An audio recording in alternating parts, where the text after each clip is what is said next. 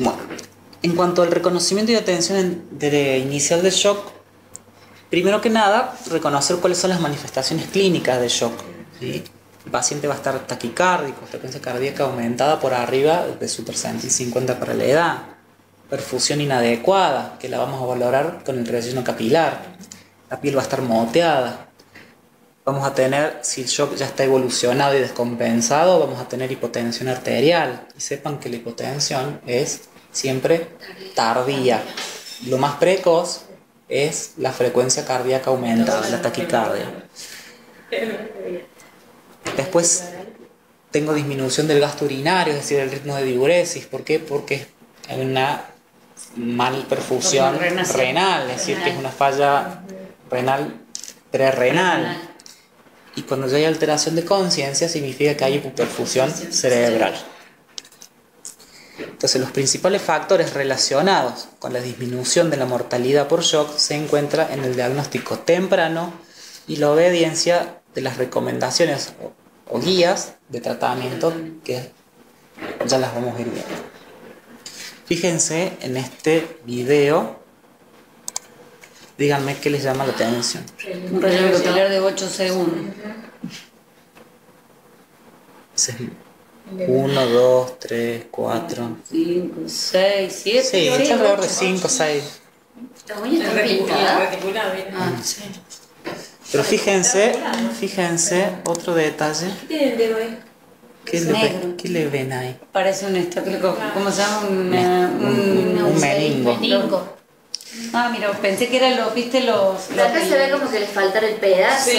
¿no es? Como que fuera una infección vieja. Claro, Ya es lesión de microcirculación. Claro, pero mirá la uña es tan negra que parece como si fuera... Por Bien. eso pregunté si estaba pintada la En uña. realidad, Claro, después veía el dedo Si fuera una lesión previa. en realidad hay lesión de microcirculación. Mira, acá también se ve. Claro, pero no solamente el meningo, también el estáfilo te da esas... Son las microtrombitos Los Este caso es un meningo. una púrpura fulminans por meningococo, Meningococo por diflococo gram negativo. Pero fíjense el relleno capilar lento. 6, 7 segundos. Ahí me hago sombra, pero ahí miren el relleno en la planta.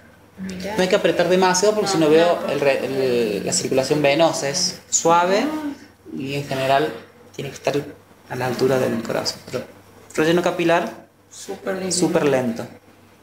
Ya vamos a ver que esto responde a un patrón de shock. ¿Saben cómo se llama? Cuando el relleno capilar está lento, hipoperfunción tisular y los piecitos, las extremidades están frías. Shock frío o shock hipodinámico. Shock hipodinámico o shock frío. Fíjense acá. El mismo, este es otro paciente.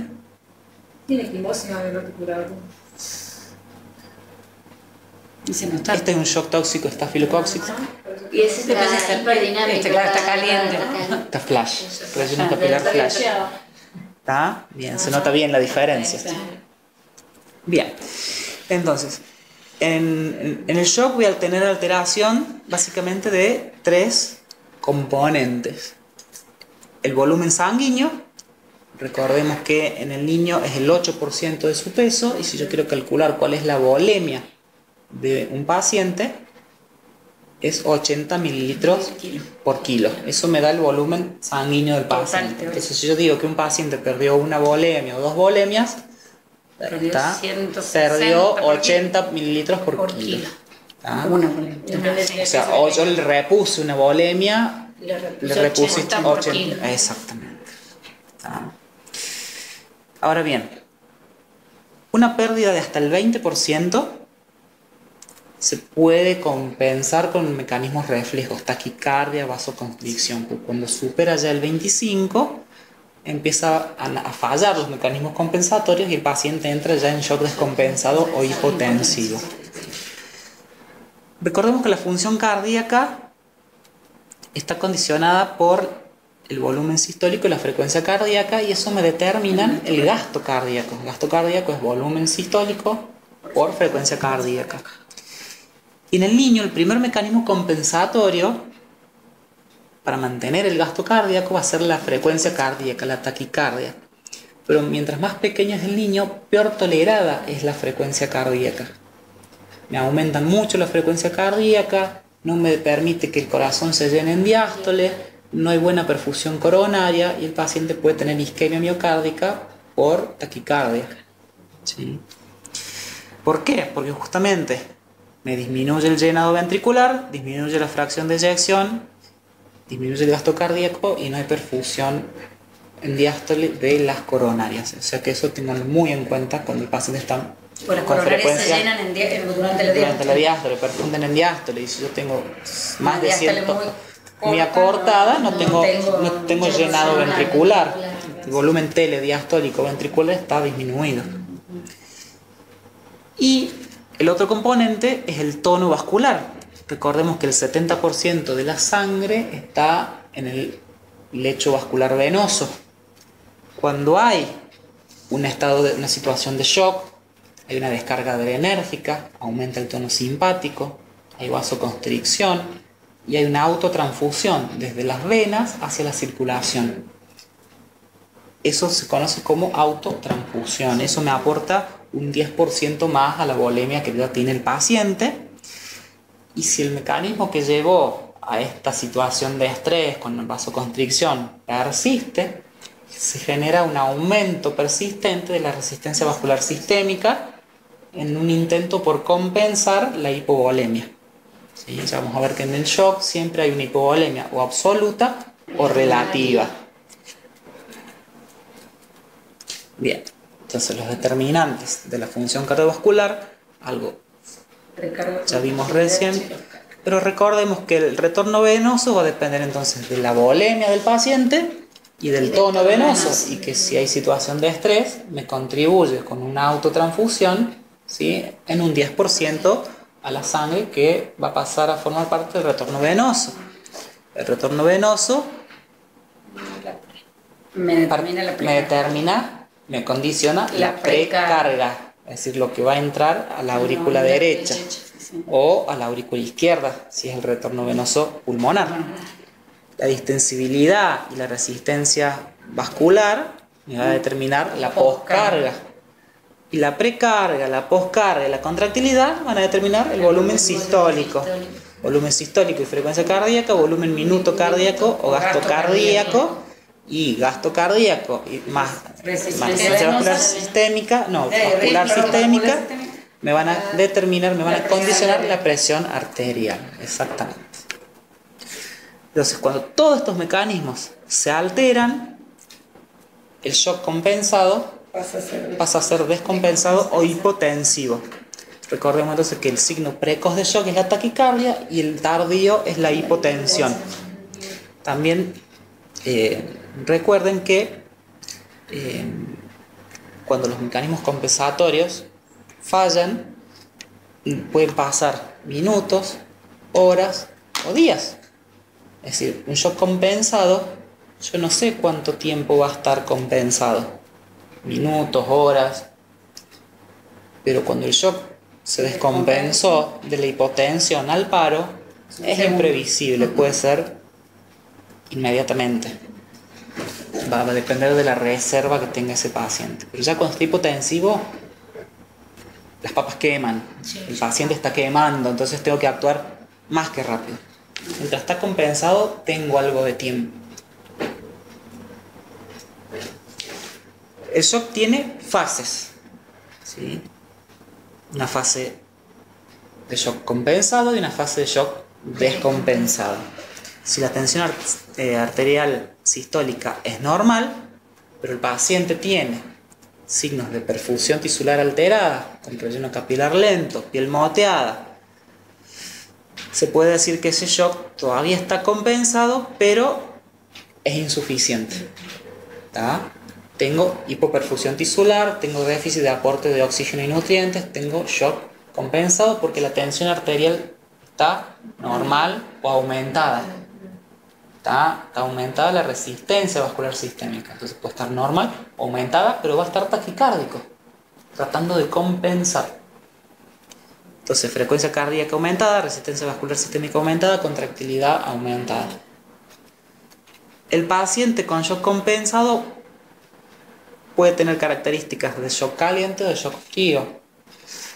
Si tengo piel fría, relleno capilar lento, pulsos periféricos débiles, oliguria, todo eso son signos de shock frío. ¿Tá?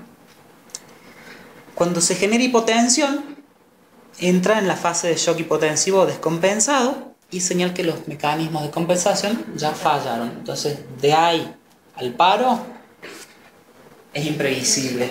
Puede ser minutos, segundos. ¿Estamos? Entonces recuerden siempre, se los vuelvo a insistir, hipotensión, signo tardío, deterioro del nivel de conciencia es una señal importante de empeoramiento de la perfusión cerebral. ¿Tá? Mecanismos compensatorios, ya no queda nada. ¿Intubo o no intubo un paciente hipotenso con alteración del sensorio? Sí, sí. Bien. Y si no ¿Por tuviera- qué lo intubamos? Primero porque... ¿Por qué intuba? ¿Es obligatorio intubar a un paciente en shock? Sí, porque yo lo que necesito es disminuirle las demandas metabólicas, que ya lo estoy manejando. Entonces yo, una de las formas de disminuirle es si yo hago que no respire más horas. Entonces vos opinas que todo paciente en shock hay que intubarlo. Sí. ¿Vos, Gaby, pensás lo Sí. mismo? ¿Vos opinás distinto? ¿Por qué? ¿Con depresión de sensorio, sí? Está bien, depresión del sensorio no se Sí, discute, depresión del pero sensorio paciente en shock, ¿todos se intuban? Exactamente, no, porque si yo tengo un shock, si yo tengo un paciente que llega con diarrea, con un shock compensado, le paso líquido, lo recupero, no tengo por qué intubarlo y el paciente está en shock. Sí le voy a Con poner, alteración de sensorio. yo tengo hipotensivo con alteración del sensorio. O hipertenso, pero con alteración del sensorio. Si hay alteración del sensorio, Eso no se discute. si hay alteración del sensorio y el paciente está soporoso, pero está con tensiones arteriales normales o altas, y vemos qué tipo de shock tenemos, el shock por falta de volumen lo voy a recuperar con volumen. Si el paciente no se recupera, lo intubaré. Si el paciente se recupera, empiezo a lograr metas clínicas, que vamos a ver cuáles son las metas que tenemos que alcanzar. Entonces no hay necesidad de intubarlo. Si no logramos cumplir metas clínicas, sí lo vamos a intubar. Si el paciente pasa a estar hipotensivo con alteración del sensorio y yo ya lo estuve expandiendo, ya le estoy poniendo otro, los tengo que intubar. ¿Está?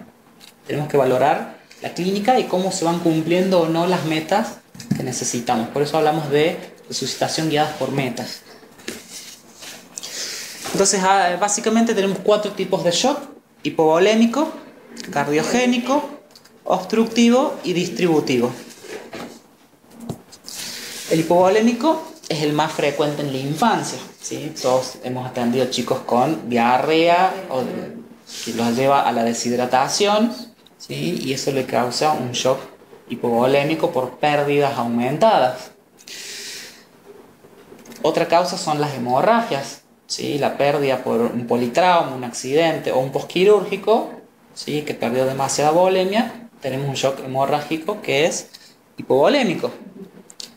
Pacientes con diabetes insípida o con pérdidas aumentadas. La ¿sí? diabetes insípida, por lo mismo, hipovolémico. Hipovolémico. El diabético tiene pérdidas aumentadas por poliuria.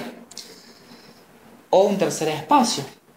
¿Sí? Todas esas son causas posibles de shock hipovolémico. Características que definen el patrón hemodinámico: disminución de la precarga, disminución de la fracción de eyección ventricular, gasto cardíaco disminuido. ¿Sí? Entonces, los niños politraumatizados que tienen una hemorragia mayor al 15% seguramente van a tener un shock, van a tener un shock hipovolémico. Aunque sea solamente del 15% de la Aparte volemia. del 15% en adelante ya empiezan a tener shock hipovolémico. O sea, empiezan a tener signos de compensación, empiezan a estar taquicárdicos, mal fundidos. Compensación, taquicardia, resistencia vascular sistémica aumentada, aumento de la contractilidad y taquipnea, que también es un signo precoz, en un intento por compensar el estado ácido-base, por compensar la acidosis metabólica. ¿Sí? Entonces, paciente taquipneico está tratando... la CO2 para que baje la CO2 y compensarla. Está tratando de disminuir su acidosis a expensas de eliminar más CO2. ácidos, eliminando CO2 para que no tener mayor acidosis Lavar la CO2 para- en su metabolismo. Entonces, tengo los ácidos aumentados, vamos a tratar de sacar alguno de ellos. ¿Cuál es el que puedo sacar más fácil? El CO2. Después tenemos shock cardiogénico, que es por insuficiencia cardíaca, por disfunción miocárdica. Eso me hace que al no tener una buena contractilidad, una buena función de bomba, o al tener una arritmia que me lleva a una mala función de bomba, no tenga un adecuado gasto cardíaco, o sea que tenga hipoperfusión tisular por falla de la bomba que no está impulsando la cantidad de sangre que necesitan los tejidos. Entonces el paciente va a entrar en shock cardiogénico. Causas: la depresión miocárdica, puede ser por drogas, por ejemplo. Las arritmias, de cualquier índole, una taquicardia supraventricular, me va a dar el volumen telediastólico bajo, porque no me da lugar a que el ventrículo se llene en diástole, me da bajo gasto y eso me da un shock cardiogénico. Por eso es tan importante revertir en forma rápida las taquiarritmias. La sobrecarga de volumen, ¿sí? Y la disfunción diastólica. Las disfunciones diastólicas generan mala contractilidad, las miocardiopatías dilatadas, por ejemplo. Causas: miocardiopatías congénitas, miocarditis, toda afección que comprometa primaria o secundariamente la función cardiovascular. La sepsis me lo va a comprometer en forma secundaria.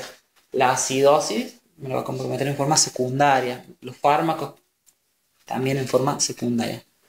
Características: frecuencia cardíaca aumentada, resistencia vascular sistémica aumentada, disminución del gasto cardíaco. Ven que el patrón es el mismo, ¿sí? La diferencia está en que el volumen intravascular puede estar normal o aumentado. En el hipovolémico estaba disminuido. Entonces, el aumento de la resistencia vascular sistémica y la disminución de la contractilidad miocárdica me condicionan una disminución de la fracción de eyección y un aumento de la presión telediastólica y la consiguiente congestión pulmonar. Entonces, cuando yo pido un ecocardiograma, me tienen que medir, tengo que pedir al cardiólogo que me vea la fracción de eyección, ¿sí?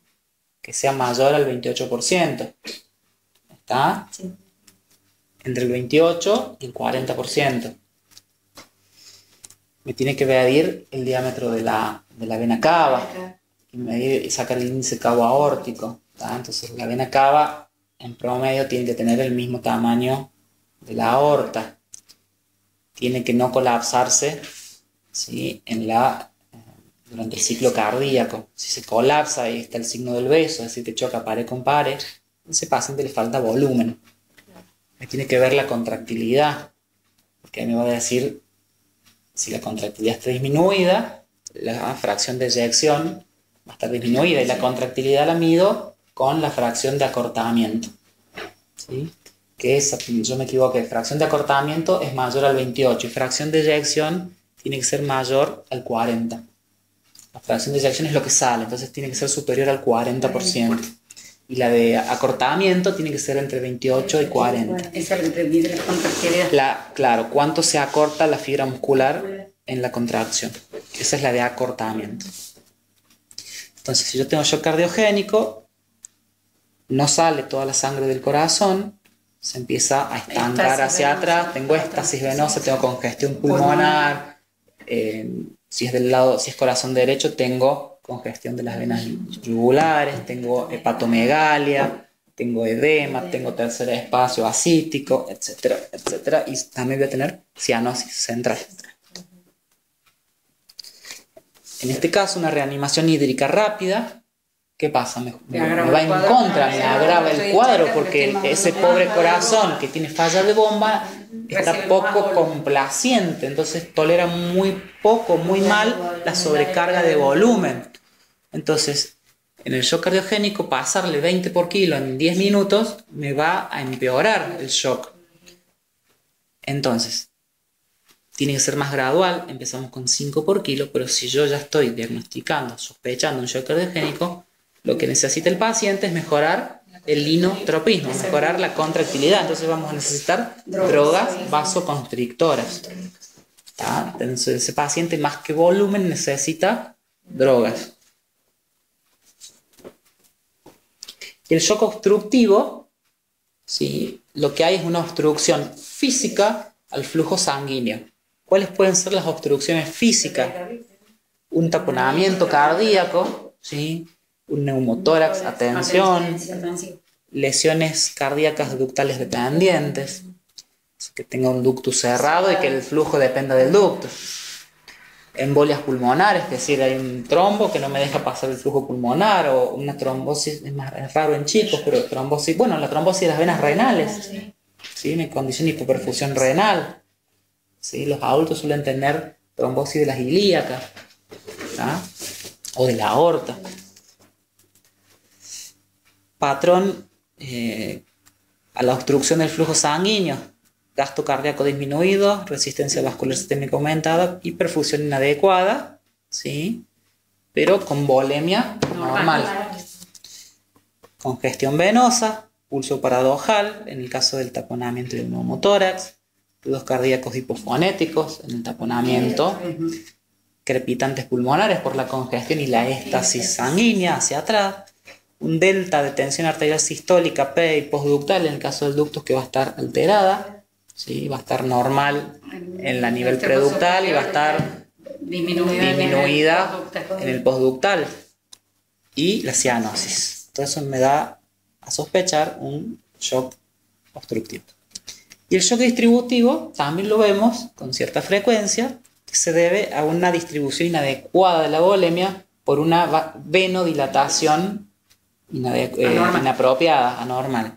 Lo vemos en dos situaciones: el shock séptico, tres mejor dicho: el shock séptico, shock anafiláctico y shock neurogénico. En shock anafiláctico tengo vasodilatación, aumento de la permeabilidad y vasoconstricción pulmonar, y es secundaria la liberación de histamina en respuesta a un alergeno.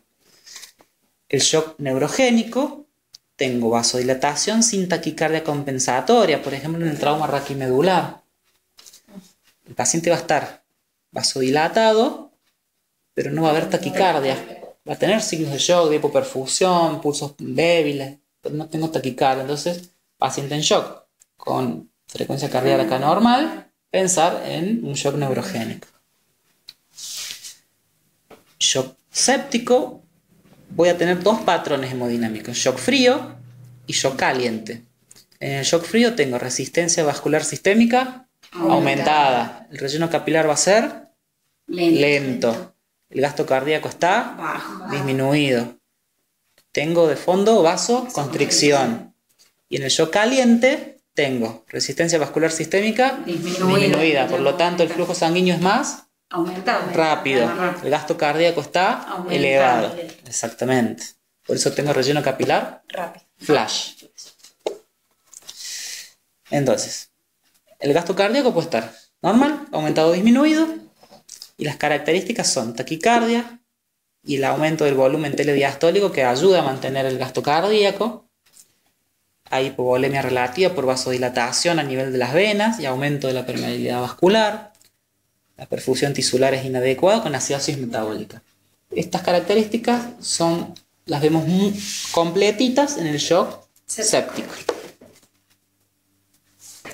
Tratamiento general del shock. ¿Cómo tratan el shock? Vamos al shock séptico, que es el que más se ha estudiado. Paciente lactante que viene con un cuadro febril de hace 24 horas, tiene un año, pesa 10 kilos, viene con un cuadro febril. El cuadro febril le aumentó las pérdidas, está con una diarrea, ¿sí? No se está alimentando bien, viene a la guardia y ustedes lo constatan: taquicardia, con hipotensión, y ese es el paciente. Y lo más probable que tengamos... ¿Qué hacemos? Primero que nada se le coloca oxígeno y se busca una vía. Bien, entonces dijimos que la primera droga, lo primero que es reconocer. Lo primero es reconocer el shock en forma rápida. Lo segundo es poner oxígeno. Sí. ¿Y con qué le pongo oxígeno? ¿Una naricera es suficiente? ¿Está bien? No, con una máscara con Paciente. Condiciones de una máscara. Bien, exactamente. La alteración de Tengo que hacer, tengo que brindarle oxígeno, tengo que brindarle asistencia respiratoria. puedo utilizar una máscara con reservorio si el paciente está en condiciones y ahí voy a evaluar estado hemodinámico, nivel del sensorio, voy a valorar el estado general del paciente. O asistencia respiratoria mecánica si necesito controlar la vía aérea. Si el paciente no maneja, no protege vía aérea, me voy a la intubación. Entonces, está. Después, ¿qué hacemos? Reconocimos el shock, pusimos oxígeno, tenemos que... Bien. Dijimos que el paciente nuestro, ¿cómo estaba? En shock descompensado. Shock descompensado. Bien. 90 La enfermera segundos. se pone a buscar 2 vías. Bien. Y en menos de 90 segundos no encuentro ninguna, hacemos una introducción. Bien. ¿Eso es correcto en un shock descompensado? Directamente hacer la introducción. Si el shock está descompensado, Hace la introducción de entrada. La intraósea. No tenés para no sabes cuánto va a demorar hasta el paro. 90 segundos, claro. Shock. 90 segundos puede ser un paro. Shock descompensado. Bájale. Y O probás paciente. una sola vez, como te puede, por ahí te dicen una sola vez, un intento. Le Sí, das la las chance. guías dicen No, porque le da la paciente en chance shock a la enfermera, no al Al paciente. paciente. paciente en shock descompensado o en paro son pacientes que van No. a intraósea Intraósea. directo. Paciente compensado, 3 intentos o como decías 90 vos, segundos. 90 segundos Segundos y si para no, la buscar intraósea. 2 accesos venosos. Si no, no se sigue demorando y se va a intraósea. ¿Está? Eso es fundamental. Después, ¿qué hacen? La resucitación con líquido. ¿Qué uso? ¿Coloide, cristaloide y cuánto? 20 por kilo 20 y no se usa más coloide, ¿no? Bien, discusión eterna. Eterna. Eterna Que no se usa discusión. más. Coloide- Aparte, lo recomiendan? universal es la solución fisiológica. ¿Qué Que es recomiendan? barata y que siempre en todos lados tenemos. Bien. No. Todas las guías recomiendan solución fisiológica a 20 por kilo, salvo que estemos ante un shock cardiogénico Cardiogénico, o una cetoacidosis diabética que se pasa en más tiempo. Mismo volumen, pero en más tiempo. En cuanto dijimos que es un shock, 15 minutos. probablemente séptico, shock descompensado, paciente febril con diarrea. Séptico y hipovolémico, no más probable que sea. Estamos en un séptico versus un hipovolémico, pero el tratamiento ¿cómo va a ser? Y la Y la primera parte igual. Va a ser igual. Sí, ¿Está claro? Entre Alzheimer es la única diferencia. sí. El antibiótico sí es la única diferencia. Bien. Al principio. En un paciente con diarrea, ¿vos pondrías antibiótico? Y si yo sospecho de un shock séptico, sí, pero si yo sospecho que el origen es netamente de una gastroenteritis, aunque fuera una enteroinvasiva, no. No, porque tenés liberación de más toxinas. Vos con el antibiótico tenés Si riesgo. yo tengo un antecedente de la diarrea, no. ¿Tenés riesgo de qué con el antibiótico? Y que con el antibiótico yo tengo o sea, mate mucha Una lisis bacteriana. bacteriana y libere toxina a la sangre y yo le empeore el ¿Qué? y si yo libero la toxina, lo transformo en séptico. No. Si vos ya tenés bacterias en sangre, el shock ya es séptico. Sí. Si vos en un shock, en una diarrea, usas antibióticos, corres el riesgo que esas bacterias, esa diarrea bacteriana, te cause un síndrome urémico hemolítico porque es una cepa, Sí, ¿está? Porque es la cepa del sur. Entonces vos liberás las toxinas que te van a llevar a un síndrome urémico hemolítico, te van a empeorar lo que vos ya tenés. ¿Está? Pero sí es importante, si cambiamos el panorama, yo te digo que el foco que vos dentro de tu examen clínico y de laboratorio encontrás un foco en pulmón, ahí neumonía, ahí sí. Lo importante es iniciar el tratamiento dentro de los 5 minutos. La diarrea es controversial, pero de entrada no, es resucitación hídrica. ¿Está? Y vos asumir que ante una diarrea, por más que el paciente venga febril, 90% viral o más. Entonces tratas el shock hipovolémico. Si el paciente viene con cuadro respiratorio o sospechas neumonía o infección respiratoria, tratas el cuadro con Séptico. líquidos y Y antibióticos. ¿Y qué más haces en ese proceso? Cultivas al paciente. Policultivas al paciente. Cultivas al paciente, ¿sí? Y sacas muestra para el laboratorio, ¿está? Perfecto. El paciente, vos le pasaste 20 por kilo y sigue en shock hipotensivo. Sigo pasando. Bien, ¿hasta cuánto? ¿Se puede pasar hasta 3? Sí, a veces de 3 o hasta hasta 100 mililitros kilo. O hasta que Pues, algunos hablan de 60. A ver qué dice la Nati. que haya signos de sobrecarga. Entonces vos ahí podés decir que ya tenés que parar con la hidratación. Bien, signos de sobrecarga que vos puedas mencionar. Sucrepitante. No, lo que le digo es sucrepitante. Bien, sucrepitante y hepatomegalia. Bien. Y eso te puede pasar con 20, con 40 o con 60. Si vos tenés 60 por kilo, si vos ya expandiste 60 por kilo, el paciente sigue en shock. No lograste tu meta clínica de recuperar los pulsos, la perfusión no mejoró, la Si presión yo no arterial puedo sigue baja. Puedo seguir. Podés seguir hidratando. Puedo o seguir podés hidratando. entrar ya con los inotrópicos. ¿Sí? Yo la expandí super 3 veces. No, son No, las 3 veces. no, Puedes- porque hasta que es- sientas. Es hasta que La vos tengas síntomas expansión. de sobrecarga o ya, cuando vos llegas a 100 por kilo, ahí considerás que es un shock refractario a líquido. Cuando ya llegas a 60 por kilo, cuando hiciste 3 expansiones a 20 por kilo, ya consideras que tu shock es refractario a los líquidos. Vos podés seguir usando líquidos, pero tenés que entrar. Tengo que entrar con inotrópicos. Tenés que entrar con drogas vasoactivas. Vasoactivas. Después veremos si son inotrópicos, Tenés razón. inodilatadores, inoconstrictores, pero son drogas vasoactivas. Vasoactivas. Perfecto. Pero Entramos puedo seguir con líquidos. concomitantemente con líquidos. ¿Tá? Una cosa no excluye a la otra. Entramos con Pero líquidos, sí, a la tercera tengo que... no lo recuperamos, sigue en shock. Entramos con inotrópicos, seguimos con los líquidos, el paciente sigue en shock. Entonces, ¿cómo lo catalogamos? O asociaste ya 2 inotrópicos. Y como shock refractario hay inotrópico, ahí tengo que arranco con la hidrocortisona y un corticoide y rezo. Bien. Y Vos ya- le haces hidrocortisona, ¿se acuerdan la dosis de No, 100 metros cuadrados y el mantenimiento 50? Bueno, el paciente se estabilizó, salió del shock, las tensiones se empezaron a estabilizar en un percentil 5, pero lo recuperaste el paciente. ¿Ah? Con ese paciente que no lo habías intubado porque le pusiste oxígeno y que creíste que lo ibas a recuperar con líquidos, pero el paciente tiene tensiones arteriales límite, está con inotrópico, está inestable y hemodinámicamente. ahí sí lo tenés que intubar. ¿Sí? Lo vas a intubar. Sí. Paciente hemodinámicamente Se inestable, intuba. lo vas a intubar. ¿Está? Bien. Bueno. Están súper orientados.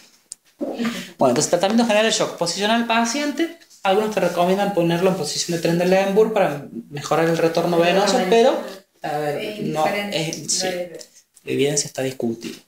Suplementar con oxígeno al 100%. Puede ser bolsa autoinflable, puede ser un AMBU, puede ser máscara con reservorio, dependiendo del grado de inestabilidad hemodinámica y del sensorio que tenga el paciente. O ARM, ¿cuándo? Compromiso de vía aérea, Glasgow menor a 8, trabajo respiratorio aumentado, se realiza la intubación, ¿sí? Y la intubación depende de la clínica y no de los gases. Sí. Recuerden eso. Hago una secuencia de intubación rápida. Sí. Entonces voy a elegir las drogas que tengan la menor repercusión hemodinámica. Midazolam a bajas dosis, 0,05, a 0,1 no más, y ketamina. ¿Sí? Puedo usar becuronio también, si necesito paralizar al paciente, tenerlo mejor relajado, porque el becuronio no produce liberación de histamina y no empeora la vasodilatación, no tiene empeoramiento hemodinámico el paciente. Entonces lo que sigue es un acceso vascular. Si es compensado, tengo tiempo de hacer accesos endovenosos, probar, y si fracaso me voy a la intraósea. Y si está hipotensivo o descompensado, vamos directamente a la intraósea. Y la reposición de fluidos, lo dijeron muy bien, 20 mililitros por kilo. Recuerden que si el shock es descompensado, Puede ser en bolo. exacto, si el shock es descompensado, Sí, a veces perdón, si el shock es hipovolémico o distributivo, ¿sí? Lo hago en 5 a 10 minutos. Y hay algunos trabajos que han comparado la infusión libre versus la infusión con presurizador versus la infusión con bomba, ¿sí? Versus la infusión con jeringa. Entonces han visto que ¿Cuál es la libre? goteo libre, Goteo libre. goteo Ah, libre, o sea, chorro, chorro. goteo libre. Esa no está recomendada, porque la tasa de infusión es mucho menor que si vos lo haces con bomba, con jeringa o con presurizador. Recomendable, presurizador, sí, presurizador se puede usar, recomendable hacerlo con jeringa Si el paciente está muy hipotensivo, muy crítico, muy inestable médicamente, lo hago en 5 minutos o lo más rápido que pueda, mientras me lo permita la vía, lo hago con jeringa, lo jeringueo, como decimos habitualmente. Si el paciente está compensado y me lo permite, puedo usar el presurizador o la bomba. Pero si el paciente está descompensado, lo paso a jeringa. Porque lo hago rápido, lo hago más rápido. Lo podés hacer con el abón, pones un perfo con el abón, entonces vos, digamos, cerrás acá, llenas cosas. Con una llave de 3 vías. Se hace con una llave de 3 vías. Saco, paso. Cargo, paso. Cargo, paso. Sí. Si es cardiogénico, 5. Normalmente usamos 5 mililitros por kilo. ¿Sí? Sobre todo en los pacientes cardiovasculares, postoperatorios o en el perioperatorio. 5 por kilo y en más tiempo, en 20 minutos o a veces hasta en 30. Y si tengo una cetoacidosis diabética, 10 a 20 por kilo. Normalmente llegan muy chocados estos pacientes cuando debutan con la cetoacidosis, le ponemos a 20 por kilo, pero en 1 hora, porque este paciente probablemente tenga osmoles idiogénicos, entonces tengo que cuidar el edema cerebral. ¿Sí? Entonces un paciente con shock séptico puede requerir hasta 60 mililitros por kilo en la primera hora y hasta 200 en total, dependiendo de los signos de sobrecarga. ¿Sí? Ya O sea que yo puedo pasar hasta 200, pero seguramente si ya con 60 ya arranqué con algo más, con inotrópico. Totalmente, pero no condiciona que vos puedas seguir usando líquidos. Pero 3 expansiones a 20 por kilo, o sea 60 por kilo, ya empezás con drogas vasoactivas. Atención inicial en la primera hora, ya lo dijimos, lo decidieron muy bien. Ventilación, ya sea con máscara, amburres, reanimación hídrica y acceso venoso por 2 o intraóseo. La revaloración de los objetivos, si estamos logrando o no las metas. Los inotrópicos, o mejor dicho, vasoactivos. Vamos a ver después los tipos de drogas, cuáles son las vasoactivas. Corticoides, si estoy en un shock refractario a drogas vasoactivas. Reconocimiento y tratamiento de la hipoglucemia. Esto es fundamental, porque si no tengo una glucemia por arriba de 60, no tengo sustrato, el shock nunca va a revertir. No le estoy dando el Entonces, sustrato. la glucopenia la tengo que monitorizar en el Y es una paciente de en las shock. cosas más rápidas, digamos, en el sentido que por ahí no tenés que esperar el laboratorio. Y a veces todos no lo hacemos. Es muy común no hacer un glucotest en el paciente mientras lo estamos reanimando. Y hay que hacerlo. Y bueno, si estoy sospechando un shock séptico con un foco sospechado o probable, uno ya hace el tratamiento del foco que tiene. ¿Estamos? Si es neumonía de la comunidad grave, bueno, ampicilina o cefurox. Si es meningitis, ceftriaxona 100 por kilo. ¿Está? Bueno, yo les mencioné que tenemos que cumplir metas clínicas. Entonces, exactamente, resucitación guiadas por metas. Hay un señor llamado Emanuel Rivers que hizo un trabajo en adultos, este médico, y propuso un Early Goal Directed Therapy, o sea, una terapia guiada por metas. Pero normalmente hay un modelo clásico o un usual care, como le dicen en la literatura, y el modelo de Rivers. El usual care es las metas clínicas, es decir, tengo metas pulso, de descenso capilar, normalización de la tensión, tengo signos clínicos, que son las metas clínicas que yo tengo que alcanzar, un ritmo de diuresis mayor a 1.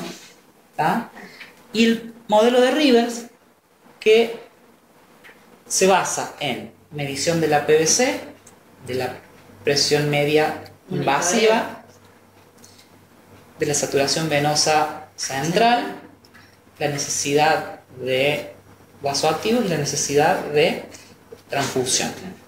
Pero es invasivo el monitoreo. Necesito vía central, vía invasiva.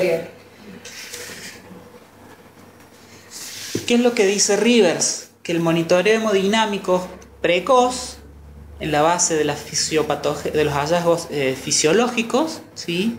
Los signos vitales, la presión venosa central y el gasto urinario, falla en detectar la hipoxia tisular global. O sea, los signos clínicos él, en su trabajo afirma que fallan en detectar la hipoxia tisular global. Entonces, él lo que hace es una estrategia de guiada por metas, de resucitación guiadas por metas para mejorar la precarga, la poscarga, la contractilidad y alcanzar un balance entre la oxigenación que se entrega y la demanda de oxígeno. La saturación venosa mixta, también se puede usar la saturación venosa central, y usa saturación venosa mixta, ha mostrado ser un subrogante, es decir, un derivado de la función cardíaca o del índice cardíaco que se puede usar como target para la terapia hemodinámica. Entonces él seguía en la saturación venosa mixta mayor a 70, al 70%. ¿Sí? Que es lo que hablábamos, la extracción normal es del 30, entonces yo tengo el 70 o 75, estoy logrando una buena perfusión. Ese es el trabajo de Rivers. Por eso le digo, este es uno de los trabajos que es importante conocer y leer. Este es el protocolo de Rivers. El manejo inicial que habíamos hablado es la suplementación con oxígeno, ya sea ventilación mecánica o no. Un catéter venoso central, y una arterial invasiva, sedación, parálisis. Acá puedo intubarlo o no, ¿sí? El paciente. Normalmente estamos hablando de pacientes en este trabajo adultos con shock séptico grave. Presión venosa central menor a 8, cristaloides o coloides. 8 a 12, veo la PAM. Si la PAM, como son adultos, está menor a 65 o mayor a 90, vasoactivos. Si está entre 65 y 90, mido saturación venosa. Si está menor a 70, transfusión de glóbulos rojos para mejorar la oferta del VO2, la oferta de oxígeno, y llevarla a mayor a 70. Si a pesar de eso sigue con menor a 70, él va a drogas vasoactivas. Y si ya lo logré mayor a 70, los objetivos están alcanzados. Si no están alcanzados, vuelvo a rehacer todo este ciclo. Y si alcance los objetivos, porque él lo hace en la guardia, lo admite al hospital. Una vía central y una arterial en la guardia. Ellos lo hacen en la guardia, sí. Tienen otro nivel. Acá hace como una charla. Acá hace como una charla. Acá te llaman corriente, te dice, tengo un chico grave. Urgencia en la muerte. No. Después salieron algunos trabajos que cuestionan el trabajo de Rivers guiado por metas, donde ven que el usual care o los métodos habituales no difieren en cuanto a mortalidad, ¿sí? Con respecto al trabajo de Rivers. La mortalidad en ambos grupos ronda el 20%. ¿Sí? Lo han estudiado 90 días, entonces ellos llegaron a la conclusión de que no supera el 20% o es del 20% en ambos grupos, la mortalidad. Después se hicieron también 3 estudios en distintos países, en Estados Unidos, en el Reino Unido y en Australia, que son el ARISE, el PROMISE y el de Estados Unidos, que no me recuerdo el nombre, que son 3 trabajos que van a cuestionar o en realidad van a verificar lo que dice Rivers, ¿sí? Y que encontraron estos trabajos, el PROMISE, el ARISE, que no hay en la resolución guiada por metas no hay mejoría en los resultados final, pero sí encontraron que la mortalidad disminuye un 20%, al igual que otros trabajos encontraron en el usual care, en el cuidado usual. ¿Sí? Bien. Entonces, en el minuto 0, reconocimiento temprano, reconocimiento de alteración de la conciencia, oxígeno y accesos venosos o intraóseos.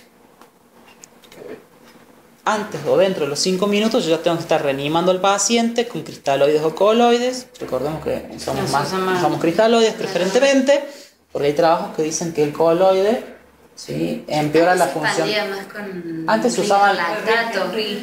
Sí, pero te puede aumentar la lactacidemia. Pero de todos modos no es un Se coloide. puede, No, es un cristaloide, Bueno, se puede usar, cristaloide. el Ringer, se puede usar Pero antes Ringer. era como que el Sí, contacto era esto, la resucitación hídrica, el estándar. la resucitación hídrica pasó por muchas instancias, los cristaloides, después los coloides, el hemacel, el voluben, después se vio la gelatina, los dextranes, después se vio que los pacientes reanimados con coloides tenían mayor falla renal que los reanimados con cristaloides.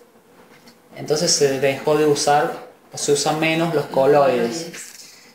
Lo que se sigue usando es pero no en la resucitación. En la resucitación se usan cristaloides, se usa solución fisiológica y eso es lo que recomiendan todas las guías.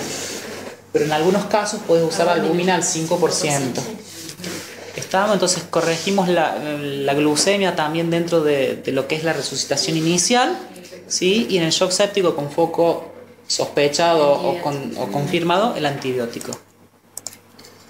Dentro de los 15 minutos, si el paciente sigue en shock, lo considero ya refractario a los líquidos. Sí, pero si yo tengo cada paso de líquido 20 por kilo, son 10 minutos, ya tengo más de 30 minutos hasta que yo decida que es refractario. Está bien. Está dentro de tus 15 minutos, lo puedes hacer por tiempo o por volumen de infusión. ¿Está? Y vos recordate que debes infundir en el menor tiempo posible. Eso de 20 en 20 no existe. No. 5 a 10 y si el paciente está quemando puesto hipotensivo, 2 días y dale 5, menos 5. en lo más rápido que se pueda. ¿Ah? Secuencia de intubación rápida para asegurar vía aérea, si es necesario. Si el shock es frío, vamos a titular dopamina. Si ya estoy más de 10, o sea, iniciamos con 10 o más la titulación, arrancamos en 10, Sí, y si tenemos más de 15, ya lo considero resistente a dopamina y debo asociar adrenalina entre 0,05 y 0,3, que esto es dosis baja o dosis beta. ¿Tá? No es vasoconstrictor, sino que es inotrópico. ¿Tá? A estas dosis. Si estoy con más de 15 gamas, microgramos kilómetros de dopamina, o asocié dopamina más adrenalina, el shock es refractario a catecolamina. Y si el shock es caliente, tengo que titular noradrenalina. Arrancas con noradrenalina, no es Sí. dopa adrenalina. Dopa nora. No, arrancas Si con es caliente directamente, arrancas con noradrenalina. Arrancas con noradrenalina. Entonces, mi mnemotecnia es esa, la nora es caliente. Y si ya llevo una hora reanimando y el shock es resistente a catecolaminas, ya hago hidrocortisona. ¿Tá? Carga y mantenimiento. Carga 100 por kilo metro cuadrado dosis en 15 minutos y el mantenimiento a partir de las 6 horas lo hago 50 metros cuadrados cada 6 horas. Y esta es la resucitación. Este cuadrito son las resucitaciones guiadas por metas. Metas clínicas, hemodinámicas, oxigenatorias y bioquímicas. Metas clínicas, sensorio normal, frecuencia cardíaca normal, presión de perfusión, pulsos periféricos y pulsos centrales normales, relleno capilar menor a 2 segundos, diuresis o gasto urinario mayor a 1 mililitro kilo hora. Metas hemodinámicas, presión de perfusión tisular normal, frecuencia cardíaca normal, oxigenación o metas oxigenatorias, saturación venosa mayor a 70-75, ¿sí? Diferencia alveolar arterial de oxígeno del 3 al 5%, presión, pulsos periféricos y centrales normales, gasto cardíaco mayor a 200 mililitros metro cuadrado por minuto. El gasto cardíaco normalmente no lo medimos porque necesitamos medirlo por termodilución, o sea que necesitamos tener un catéter para medir, un Schwann-Ganz para medir pico, ¿sí? El famoso pico, el catéter de Schwann-Ganz con termodilución. O sea que, bueno, esto es a otro nivel. Sí. Y las metas bioquímicas, brecha aniónica menor a 16 y un láctico menor a 2 milimoles por litro o menor a 20. Láctico menor a 20 miligramos por decilitro. ¿Cómo? Y si el hematocrito, ¿Qué dijiste? láctico menor a 20 miligramos por decilitro. Si el hematocrito es menor a 30, transfundir. Sí. ¿Ah? Y eso es todo de Como que acá tenemos que